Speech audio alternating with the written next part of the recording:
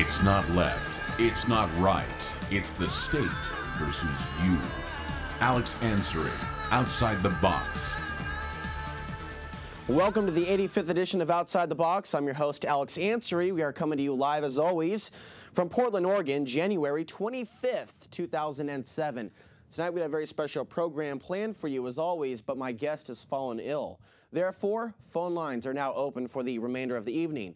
503-288-4442. Let me know what's on your mind, not only the problems that you've also seen in the world, but also the solutions that you as an individual are implementing to create your own ripple effect in the world that we now live in. We have a lot of news that we are going to cover and bounce back and forth between phone calls tonight. One of the very first things I want to mention is that Children of Men is now playing in theaters, many theaters around the United States. I discovered this film about a week ago, and there aren't a lot of films that I can recommend that you can actually learn something from, considering the fact that most entertainment is marketed towards the consciousness of a sixth grader.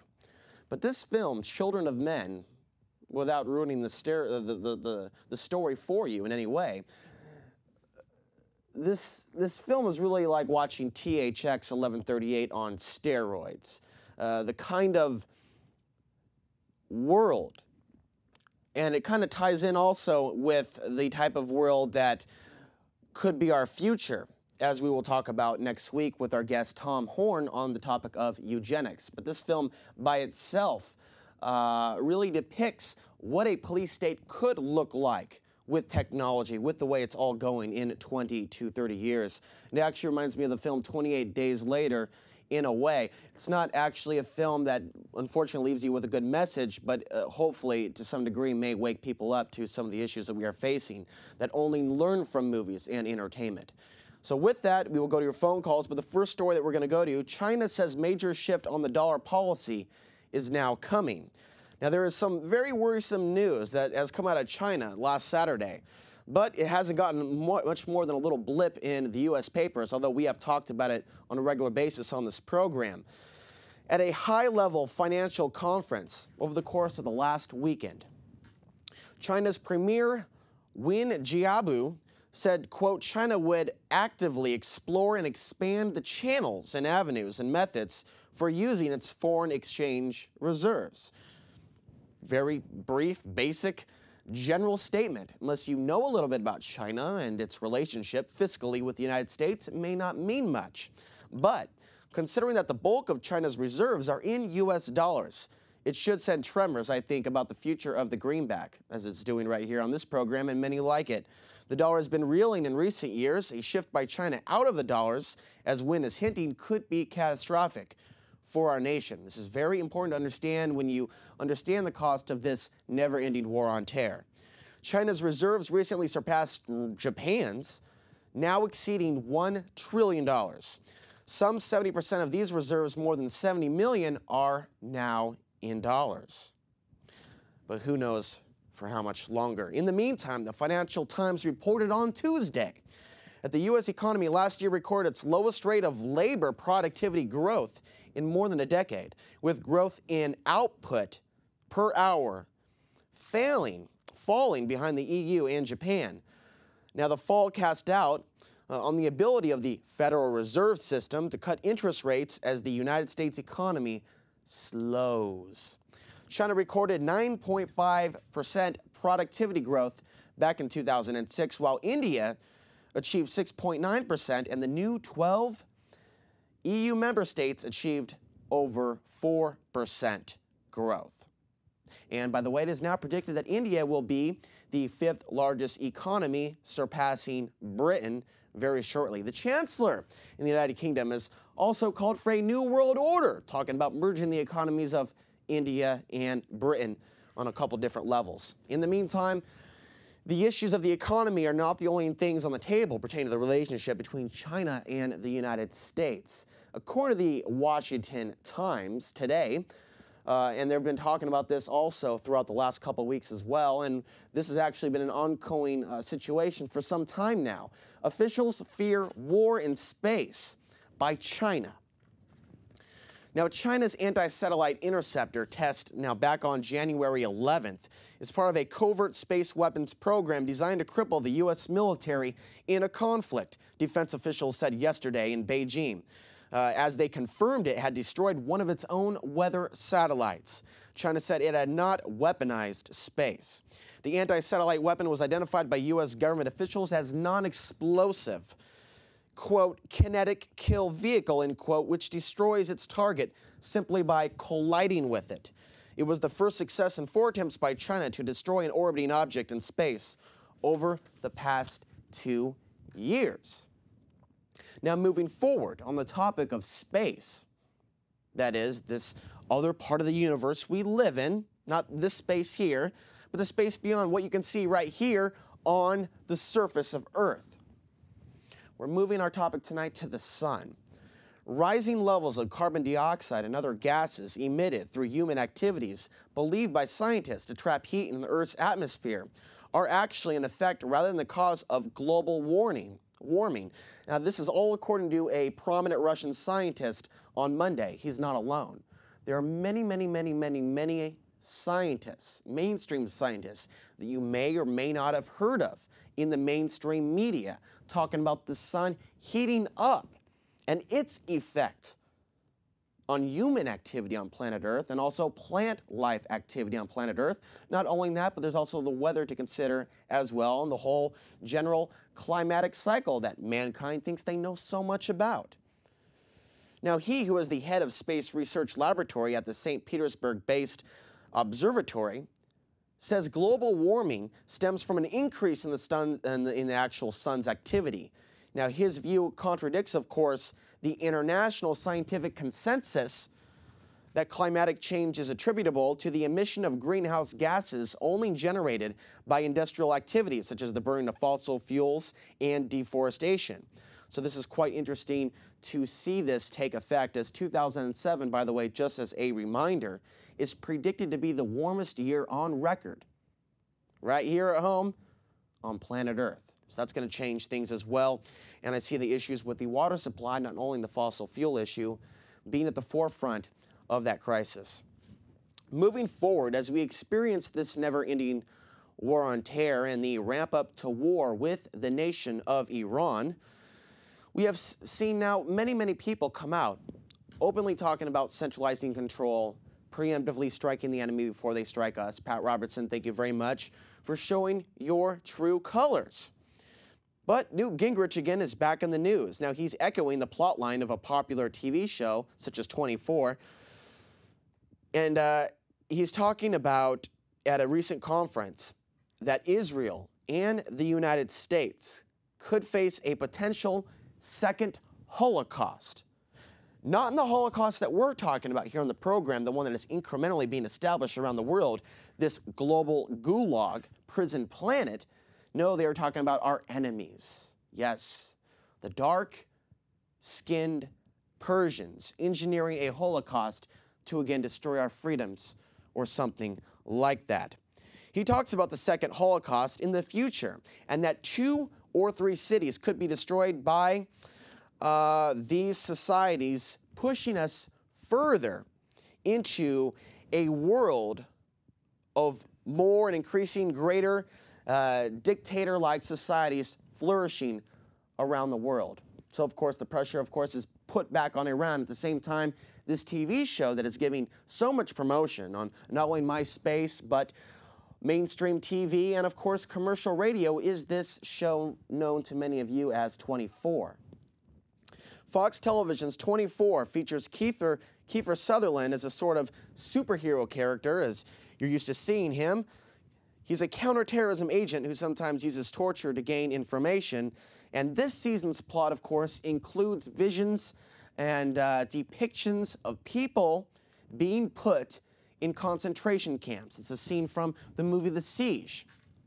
I wonder if someone's copying somebody or if they are reading from the same script. It's quite interesting to see the propaganda of 24 mirror, word for word, what the politicians are saying. And you find now in the interviews about how politicians engaged in the war on terror feel about 24. And most of them like it and promote it.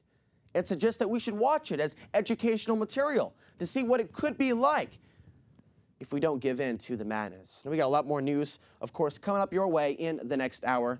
But in the meantime, I believe we do have a phone call. Go ahead, caller. Hi, yes, I was calling to ask you if you could clarify your views on global warming. I love your show, by the way, but I was a little confused when you mentioned that... I believe most of what we're seeing from global warming stems from the sun, not human activity. I believe human activity creates a lot of pollution, but most of it is generated by the corporations that, of course, are part of the deforestation, the eminent domain, the taking of land to build prisons. We're seeing the pressure from global warming propaganda to tax people like you and me for the problems that the corporations have created. In the meantime, they're not giving a lot of emphasis to what the sun is doing. Does that clarify things just a little bit? Yeah, I guess it does, but I guess part of me wants to believe the mainstream scientists that say that we are the root problem of global warming, because I feel like people need to take more responsibility and make more sacrifices, and I am the first one to say that I don't make enough sacrifices to be the environmentalist that I want to be. But I guess if we kind of see it from the perspective that you believe, then maybe people won't take as much responsibility as we should. I disagree with that. This program is 110%. If you've watched a series of programs about taking responsibility not only for your life, but for your freedom. And of course, your responsibility to take care of the environment. I am all about taking care of the environment. People disgust me when I watch people create waste almost for sport. It's like when I'm at the grocery store and they will constantly want to give me plastic bags for one item, which comes from oil. I'm constantly denying that when I can actually grab something with my hands and put in my car. There's a lot of things that we have to do to change this world, but there's also the element of the sun, too, that we need to incorporate when talking about global warming. Well, I guess my last question then, and thank you for answering these questions, is keep up the good work, and what did you think of An Inconvenient Truth? I actually have not seen An Inconvenient Truth yet. Oh, you've got to see it, because to me, it really seems to speak to the need for humans to make really, really, really amazing changes. Mm-hmm. Thanks, Alex. Okay, thank you. And we are going to move on here with the rest of the evening, 503-288-4442. And again, I am just a guy, a person like you reporting the news. I don't claim to be an expert on global warming, by the way, so I want to reestablish that, by the way. I'm more concerned, though, than what the mainstream media is saying, more than just what humans are doing and using these excuses, these pretexts to tax us into a state of infinite oblivion, where we are infinite slaves to the system, constantly giving money back to the people that are really destroying this planet. Now, we can look at the Coca-Cola Corporation, Nike, how they treat people, how they treat the environment, all the waste, all the spillage. When we look at Al Gore and his Inconvenient Truth, what I'd like to see him do on front center stage is, of course, confront his allies, people that help him get into power, on their waste. And, of course, their abuse of child slave labor camps in third world countries. So Al Gore may have created an excellent film, but I don't believe, from what I have heard about people that know about this issue a lot more deeply than I do, that he has brought out all of the facts on global warming. Nor do I believe that Al Gore has a real solution for a lot of different things in our society. We see a lot of people, and now this is moving on to another topic, but professing to be our saviors in this time of crisis. We look at all the runners-up for the year 2008, these supposed representatives of the people. And what you've got to understand before we go to this phone call is that there are hands, very similar hands, that provide the financial backing behind many of these candidates. Many of you by now understand what Hillary is all about. Hopefully, I should not have to refresh your memory with that one. She is for the war. She is not about pulling our troops out. She has voted for a lot of these things that she professes to be against. And we see the same thing right now with Nancy Pelosi. So when we see these things presenting themselves, these films and these speakers and these professors, as the smart leftist armchair intellectual to tell us how things really are and how this is all Bush's fault and humans' fault, we have to think a bit larger. And we have to really understand, if you think you know about globalization and the influence of the corporations, if you can't see that behind politicians, I think you need to look just a little bit carefully, because if you do, you'll find that dark hand. And with that, we'll go to the next phone call. Go ahead, caller. Hello. Hey. Hi, Alex. I just wanted to say to the last caller, you know, this is our present political system, left versus right, is classic divide and conquer, and we point the fingers at each other instead of at the powers that be. And you know, global warming, it's another example of forcing people into fear. And when you're in a constant low-grade state of fear, you make fight or flight decisions and don't think them out. Secondly, whatever may be happening with global warming, you know, I believe that the underlying effort is to restrict our freedoms. You know, our automobiles provide mobility and provide a measure of independence, and if we all become dependent on government-funded sources of alternate fuels or government public transportation, it's quite easy. You know, it's hard to True, and gather together. And on the topic of surveillance, for example. Pardon? They're talking about tracking and tracing, of course, what you're just saying about where people are going. Eventually Absolutely. putting RFID black boxes in the cars so they can be taxed upon the mile they drive. Absolutely, yeah. They as long as they cloak it in the mantle of environmentalism, it's all right. Except the idiocy of that RFID thing is basing upon the miles you drive. If you sit in traffic for 4 hours in rush hour traffic burning fossil fuels, you don't get taxed because you're not moving very many miles. Whereas if you drive in eastern Oregon, you know, at peak efficiency, you get taxed more, even though you're actually emitting less emissions.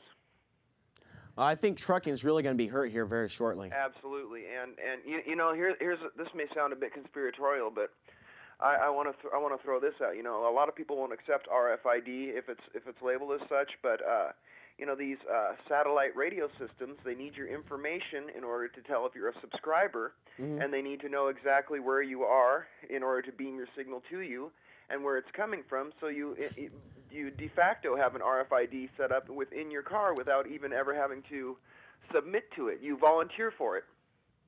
And we see GPS more in our society than we ever have before. It starts with something as basic as this.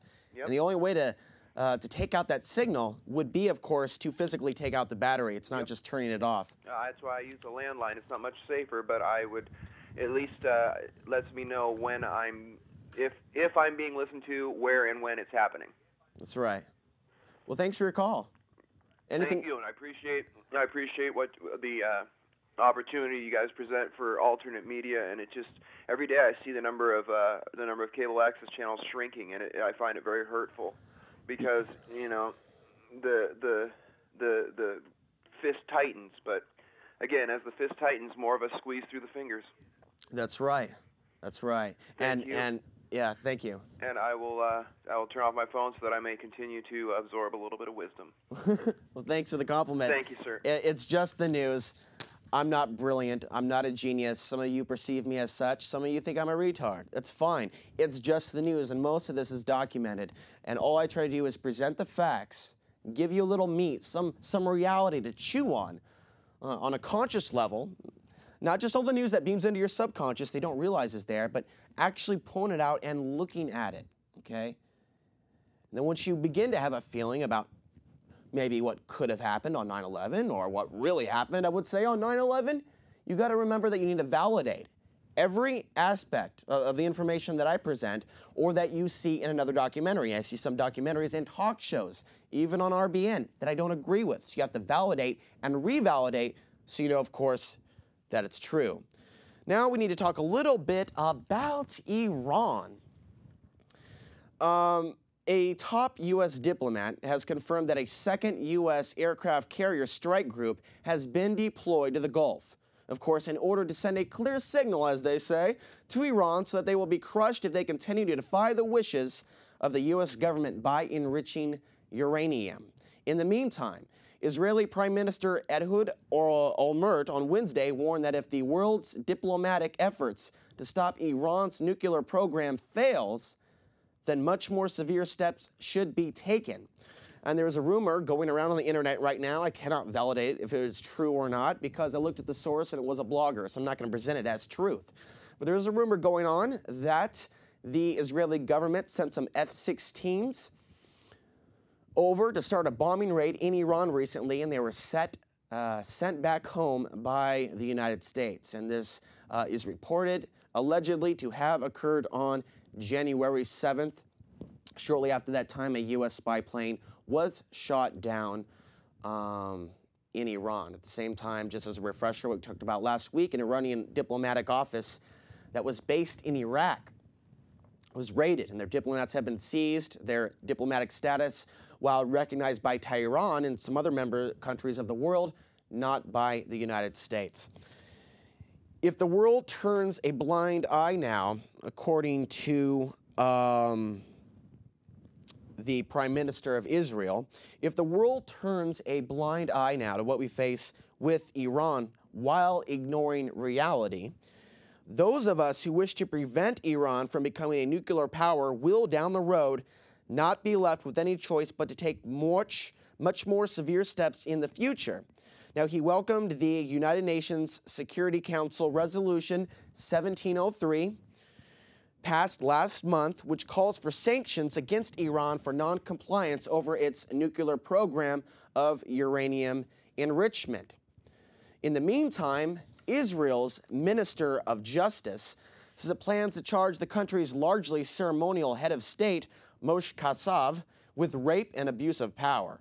Formal charges against him have now been made after a hearing at which he is allowed to present his case. He's going to be allowed to present his case at the upcoming hearing. The recommendation to indict him comes amid a flurry of corruption allegations against top-level Israeli politicians.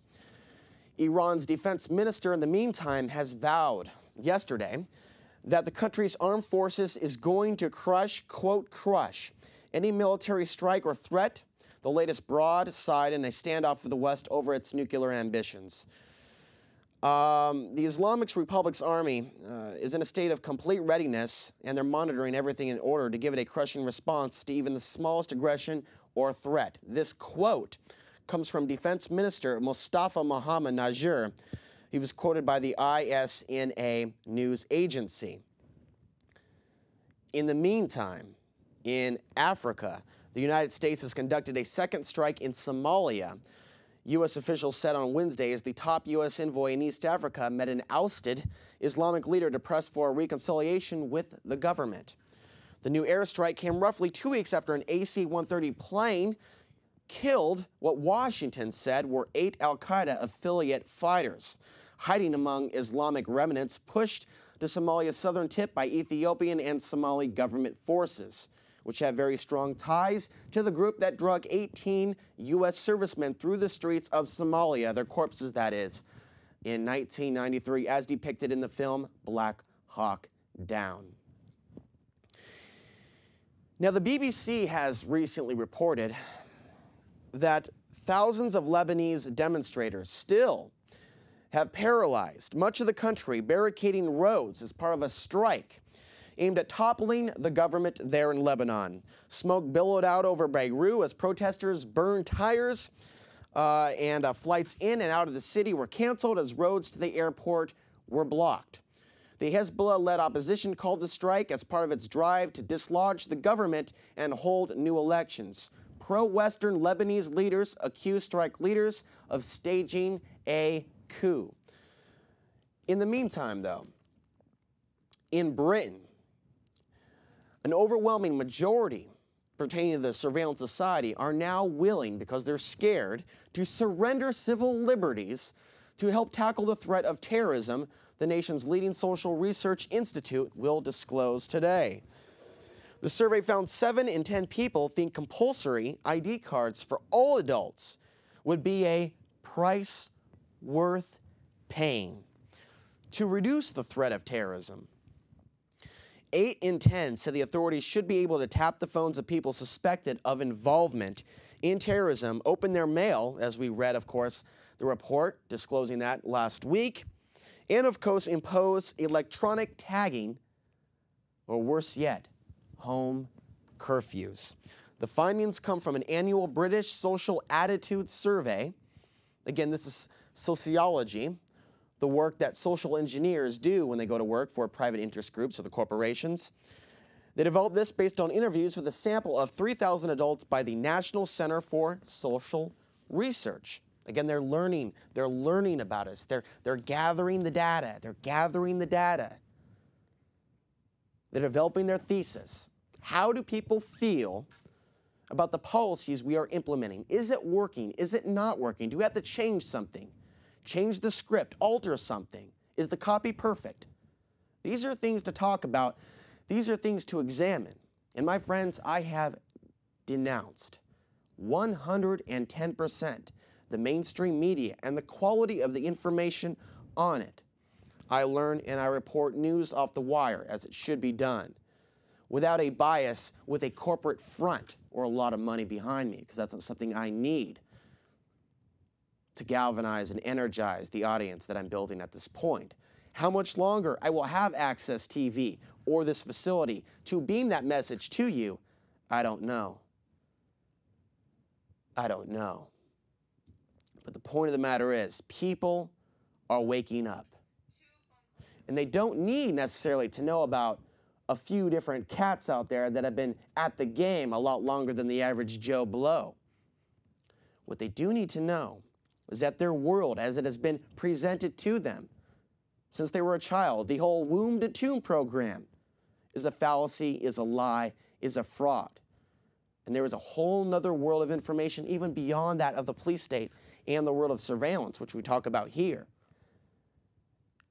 that is coming to a head. And with that, we'll go to the next phone call. Go ahead, caller. Good morning, Alex. Hey, man. Yo, you just waking up? No, it's just always morning, every breath I take. Their agenda, they've refined their control to such a degree that it's astounding what they are able to accomplish. People walk around in their own reality tunnels.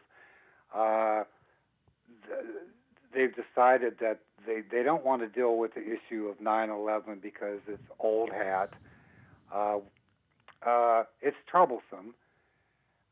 To a large degree, what's going on is troublesome. This regime, this agenda, has finally lit the flame under a world conflagration, which is about to consume most of us. It seems to be that way.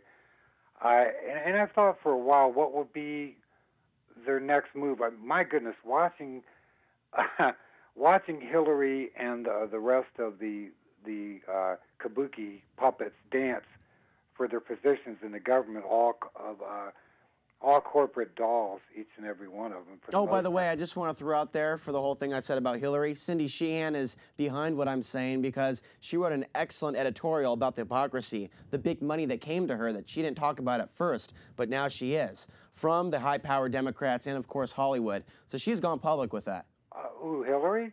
No, Cindy Sheehan has gone public with the dark side of the Democratic Party. Oh, well, I mean, my goodness, I thought that was very apparent, Alex. I thought that most people were really aware that the fact that we've been saddled with this two-party monstrosity for so long is more apparent, especially when you have viable candidates like Ron Paul and people like Cindy McKinney, quite a few that are out there that, should they make an appearance and their voice be heard, I fear that they would probably be well stoned. What I was going to say is that I've been trying to think over what would be the next synthetic act of terror that they're going to perpetrate. Exactly. One that won't be, who's behind something won't be on the minds of Americans, something that they won't get caught at is one thing they need to be very careful is what I'm saying in what they plan to do. I think they're a little bit nervous with exactly what move they're planning next. They got to be a little careful. One that's been percolating for a while. I just got off of earlier in the afternoon from Citizens for a Legitimate Government, and they have quite an extensive file on the H5N1 virus, the flu virus, and it seems to be building up momentum. And I think that's a kind of a perfect outlet for them, especially when you do a little bit of research and find out how many how many scientists, genetic scientists, have gone missing since 9/11 in curious circumstances. They might release something like that. It would work to their benefit. But it could be that, and you're right, they have to be careful about what they do. I went to a 9/11 meeting last night, and it was nice to be there. But it's always such a struggle to see the inroads that that the shadow government makes into even that movement. That they'll try to bump around, divide and conquer, divide and conquer. So many questions. This is a very dangerous time, and like you say, every small a personal positive thing that we can do for our brothers and sisters, I guess, is the best that we can do. And when you're talking about global warming and human waste, I think it's always best to think along native thoughts that everything we should do should be thought of for the next 7 generations.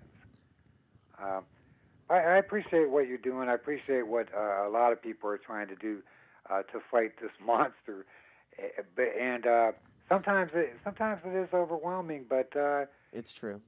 But then there is times too. I don't know. Right. Maybe there is that Mayan calendar will be the spiritual awakening. I hope for that. We will for see, myself. won't we?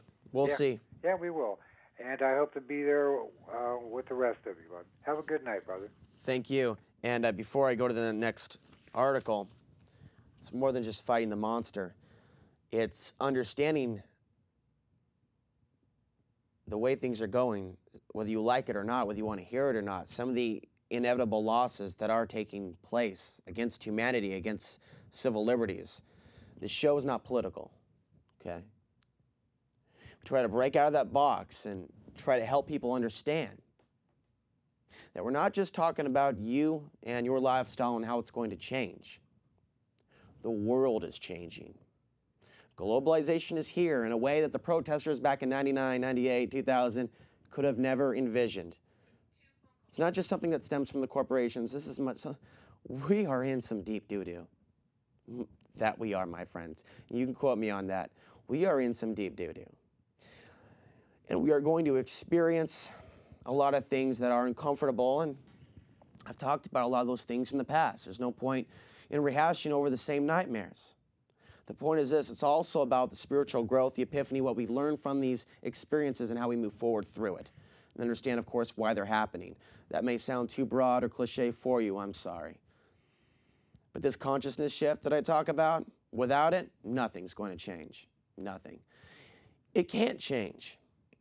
A removal of the Democrats and the Republicans with another system is not going to change the momentum of the damage. First of all, it's already there, but continues to circulate around the world, destroying village by village, and eventually it's almost like our nationalistic, karmatic karma pattern, where our economy, of course, gets looted in the meantime, and what goes around comes around, goes around on a collective level, if you know what I'm saying.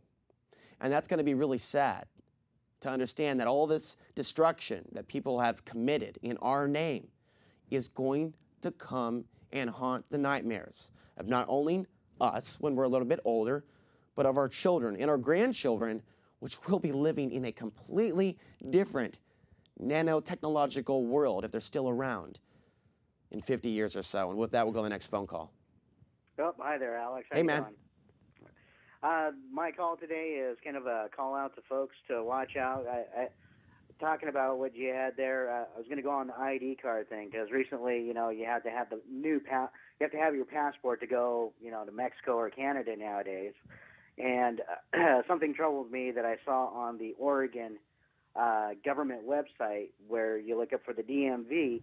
It's saying that this year there's legislation being passed so that we go to the national ID card, and that Oregon wants to be a part of it, whereas we do have the option to be separate from it. You would think that a passport would be the national ID card if we have to have one. Well, you know what I'm saying? And right here in Oregon, there are legislators in Salem that would like to make Oregon the very first state to implement the national ID card. That's why some of them were behind the backing of Ron Saxon. We're backing Ron Saxon during the last race. I get you, yeah. And so I'm just putting out a call to folks and unfortunately I don't know like the resolutions or, the House bills or anything like that, but, people may want to check out the Oregon government website and keep in touch with the news as best I can about that, because heaven forbid that we have to have a national ID card as being our driver's license when we already have a passport that's supposed to do that already. We shouldn't have to do that. That's true.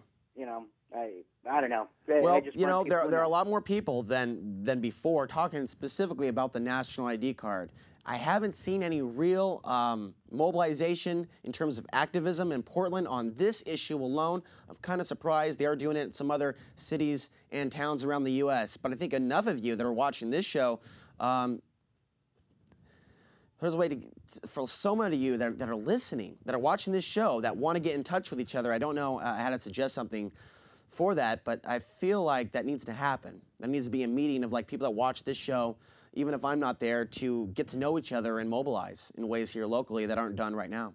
Sure, that's an excellent idea. So what the internet hopefully is going to help out with. So I see that you have your web address right there on the screen. So maybe something like that. You have your blog there, correct? Yeah, and alexansary.com. And, of course, if anybody wants to suggest something, suggest a meeting, that's also a way to kick the ball off if you want to get involved in this stuff head first on the local level in developing a group. I think it's time someone did that.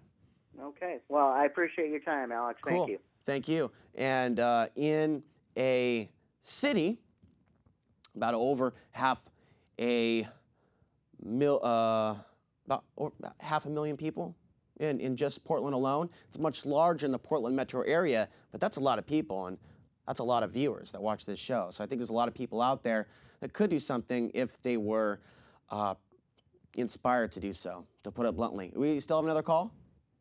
Yes. All right. Hey, how you doing?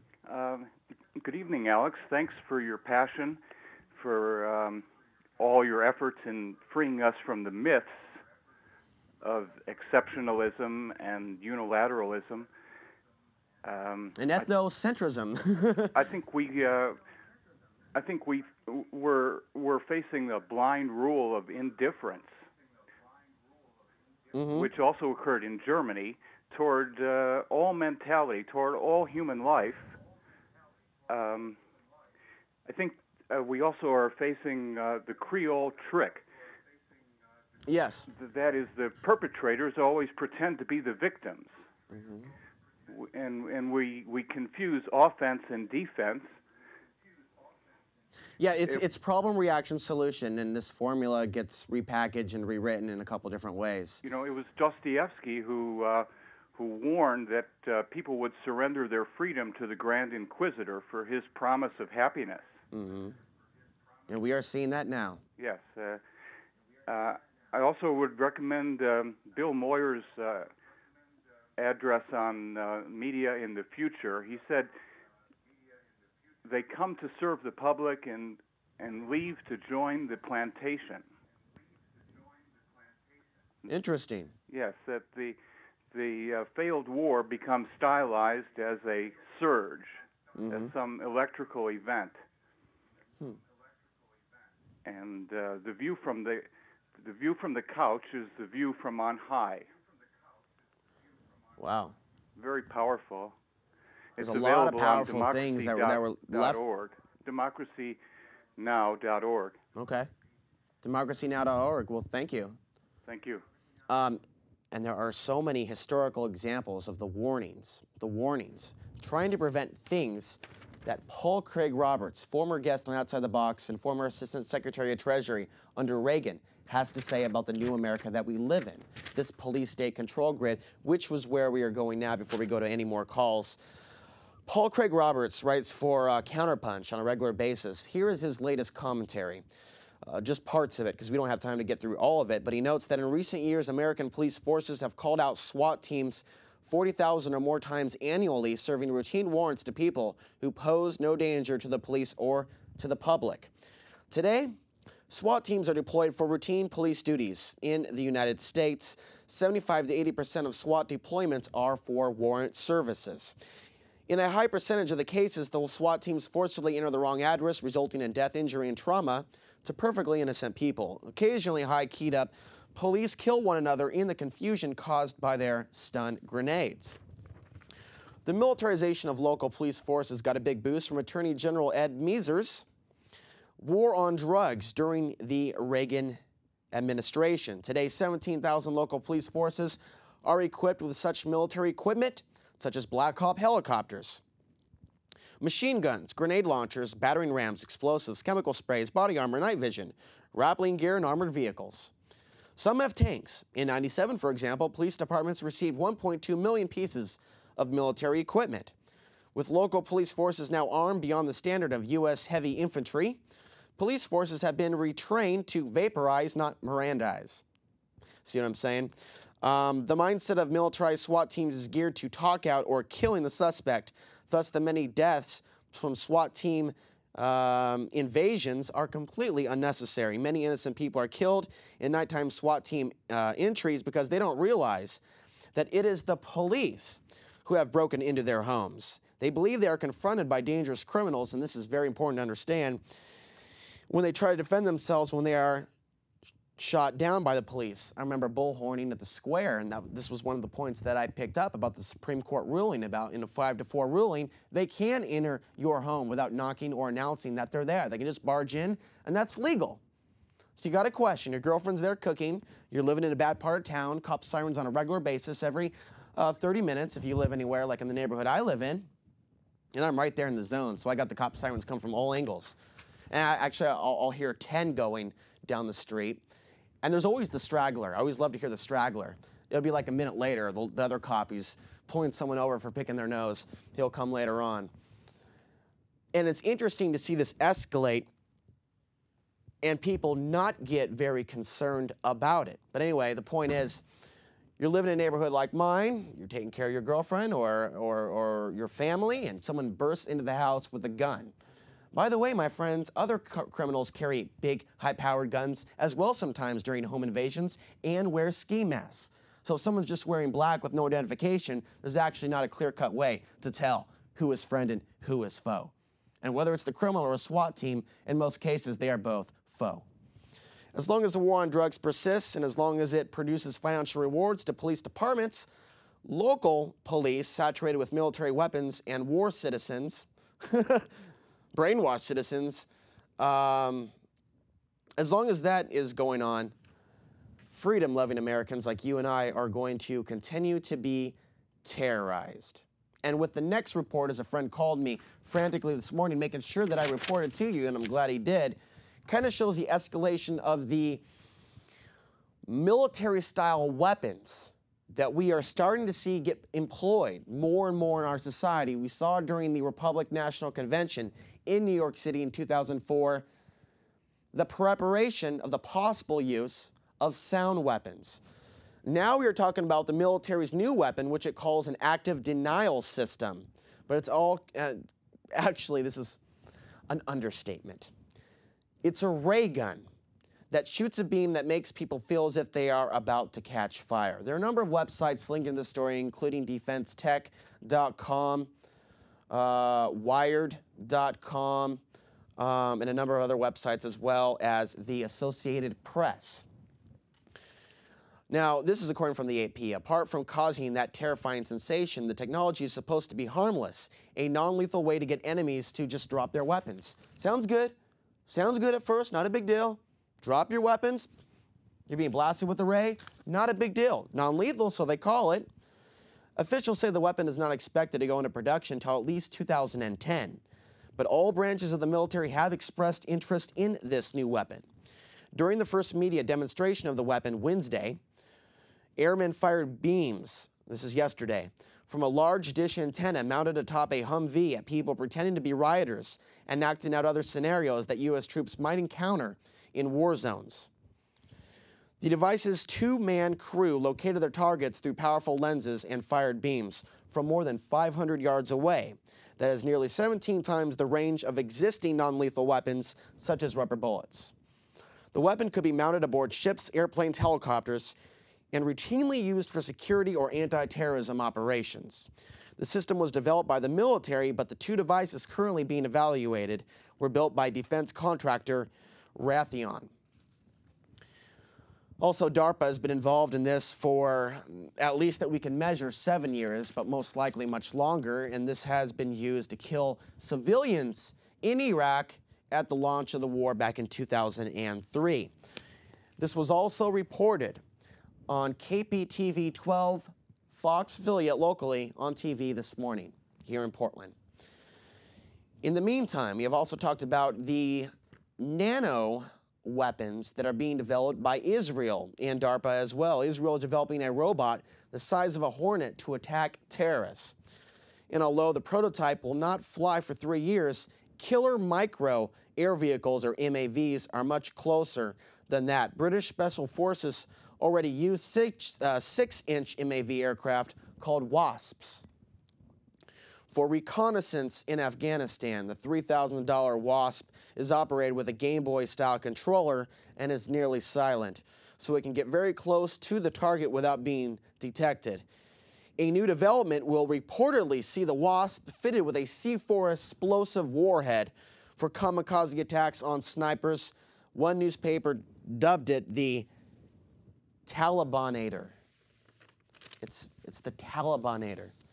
That should go real good with all the people that have been hooked on Arnold movies over the years, and feeding basically out of the hand of Hollywood and how it creates our reality for us in so many other ways. It goes into this as well in more detail, and this is really sad to see. This is really sad to see. As we talk about the propaganda, putting extra emphasis, a little sugar coating on the new warfare, the new way that human beings are being tortured at this very second. You got to stop and wonder the power of covert mind control, understanding the herd, the hive mind. I want to tell you a little bit before we end the program tonight about the Milgram experiment of 1963. Last week, I watched a very educational tape on the Stanley Milgram experiment, which was produced in 1969, which depicted what I would call a mind control experiment, but not in the classic MK Ultra style that most of you are already familiar with. In the movie from 1984, Ghostbusters, you may remember the opening scene where the person that Bill Murray is experimenting on is shocked with an electrical device based upon the way he responds to the questions that he is asked. For every wrong question, you get jolted. For every right question, you might get a little treat or a little reward or nothing at all. The basic thing is to avoid getting shocked. Well, in the 1963 Stanley Milgram experiment, what actually was happening wasn't known to the person that thought they were giving the experiment, the electroshock, to the person in the other room. What Stanley did was bring two people in and watch them develop a camaraderie by having a conversation before the actual experiment. Once the experiment took off, they were separated into two different rooms. The person who thought he was in control of the experiment was shocking the guy that he was just talking to based upon incorrect answers. He says, boy, associated with the color green, and the person at the other end of the room is supposed to punch a series of numbers between 1 and 4. For an incorrect answer, he receives a 50,000 volt shock to his system, so the so-called experimenter thinks. Each time he gets something wrong, the next would move it up the gauge from 50,000 to 100,000 to 150,000. So in the meantime, this guy is shocking someone, so he thinks in the next room, and the person in the next room is giving fake screams, depending on the voltage, from "ah" to "ah, stop it, you can't keep me here, let me out, you don't have my consent to continue with this experiment," you know, things of that nature. And what they learned was that 50% of the people that were really being experimented on, that is the person implementing the shock, so he or she thinks, to see how far they will go based upon the commands of the real brainchild behind the entire experiment, Stanley Milgram, the voice in the background telling them to keep going. You would watch in this black and white video from 1963, produced in '69. You can actually find it in the library, possibly. how some of them would turn to the real experimenter asking, the guy's screaming. I don't know how I feel about this. The guy said he had a heart condition earlier. I don't know. The guy who had that conversation with him prior, the pre-dialogue before the experiment, had the guy who was acting, the guy who pretended to get shocked, say he had a heart condition. He was nervous about it. That guy eventually quit the experiment. But we'll go to that phone call in just a minute. But some of the other people that partook in the experiment, thinking they were administering the shocks, kept going. And what they found in the end of the experiment was 50 to 60%. I believe the exact number is 64%. I do remember now. 64% continued all the way up to the maximum voltage allowed on that system, which was 450,000 volts of electricity, supposedly shooting through that person's body. So as that person started screaming louder, eventually, by 150, 200,000 volts of electricity, the screaming stops because the perception is that this person has now passed out. So we watch, zoning in this one experiment with this one guy who kept turning to the guy giving the experiment. Should I keep going? And the man administered a series of responses to, don't worry about it, he's fine, keep going, to more stern, more black and white, cold-hearted responses to keep going, to do your job. This experiment must go on. So they found 64% based upon their association and trust of the real experimenter, the psychiatric community, if you will. They had a much larger faith in that than the questioning in their heart, their own morality, their own humanity, if you will. Am I doing the right thing? For 64%, they kept going. This is an excellent formula to understanding the School of America. The School of Americas, as we heard about the torture that is taught there. But most tragically, the third female to die in Iraq did not die as a result of combat operations in Iraq. She died by her own hand. She put the gun in her mouth and blew her brains out. Why? Because she did not want to torture anymore at Abu Ghraib. She could not handle or psychologically deal with what she saw and what she experienced. So what the Stanley Milgram experiment of obedience really teaches us is how far someone can be controlled to hurt or maim someone else based upon their association on who they feel closer to and who they really trust. If you take out the humanity aspect, if you remove the element where you have something in common with the person that you're shocking or hurting, they have a less likely chance to obey authority. Oh, I'd say in a case of, I don't know, martial law, or rounding a segment of the population up and putting them into detention centers, aka concentration camps. If you really want to understand sociology at its core and how it's used for evil purposes, I recommend studying the Stanley Milgram experiment of 63. And with that, we'll go to the next phone call. How are you, caller? Alex? Hey.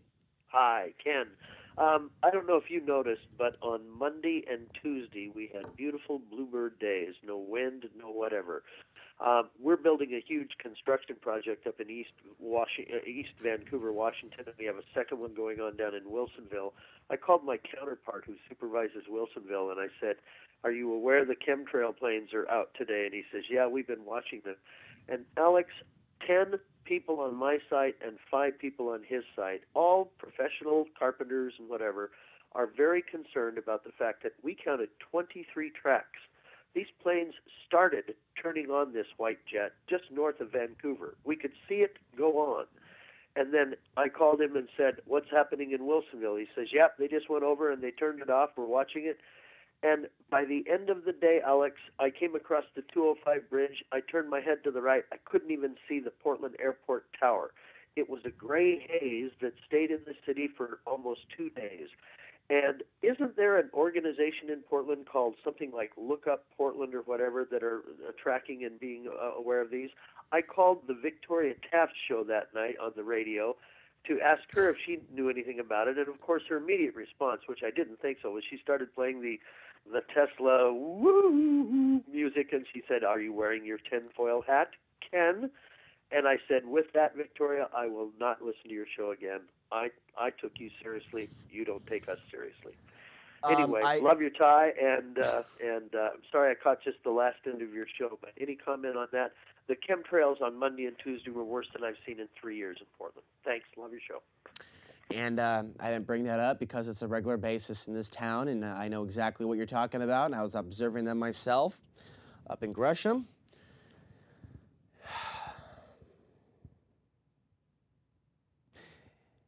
And Ken, I feel you. You look around, and I've done this, man. I've gone, hey, look at that. That is a commercial jet. Can you imagine that? Look at all the commercial jets just shooting straight up from the ground. Wow, there's some major activity going on up there. What do you think about that? You know, just kind of play with them. Victoria Taft doesn't care about you. I've called her show, and I mentioned surveillance, cameras in the bathroom. Okay? I know about people like that. It's really sad.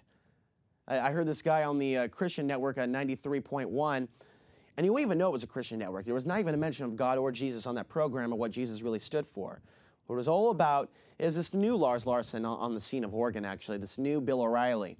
They got a lot of money behind that station, a lot of production, a lot of money, a lot of commercials, but they are definitely driving home the war message.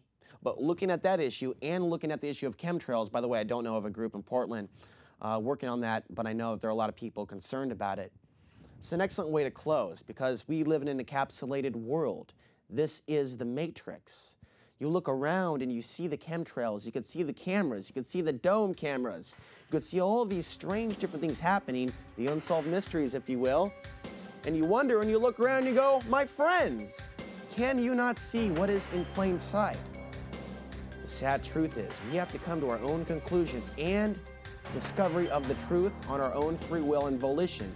This is heartbreaking, this is tragic, but I think in the end we will become better men and women out of this as we learn the spiritual message, the spiritual truth.